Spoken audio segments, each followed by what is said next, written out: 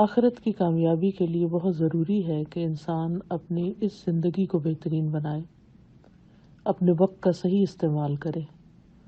اور وقت کے صحیح استعمال کے لیے بہت ضروری ہے کہ اپنے دن کا آغاز بہت اچھا کیا جائے۔ بر وقت نماز فجر ادا کریں، صبح کے اذکار کرنا نہ بھولیں، قرآن مجید کی تلاوت کریں، اور اس کے بعد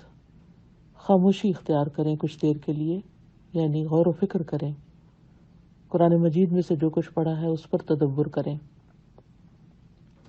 اپنی زندگی کے بارے میں سوچیں، اور صرف یہ نہ سوچیں کہ آپ کیا نہیں کر رہے،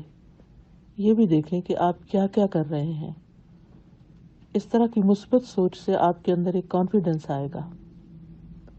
اور جب اپنے اندر آپ کانفیڈنس محسوس کریں گے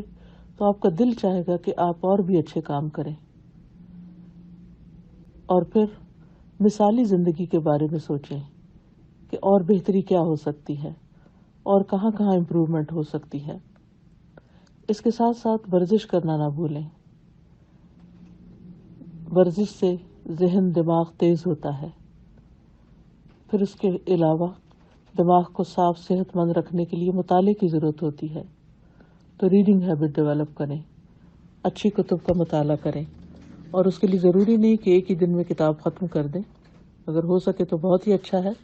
لیکن کم از کم کچھ پیجز، اور اگر کچھ پیجز بھی پڑھنا ممکن نہ ہو تو کم از کم ایک دو صفحات اچھی کتاب کے مطالعے کے لیے ضرور وقف کریں۔ اس کے بعد آج کے دن میں جو کام کرنے ہیں ان کی پلاننگ کریں۔ ایک اچھی پلاننگ کے ساتھ جب دن کا آغاز ہوتا ہے تو وقت کا صحیح استعمال ہوتا ہے، اور جب ہر گھنٹے کی آپ پلاننگ کریں گے کہ آج کے دن میں مجھے کیا کیا کرنا ہے، تو انشاءاللہ وہ گھنٹے پروڈکٹیو گزریں گے، بہترین گزریں گے۔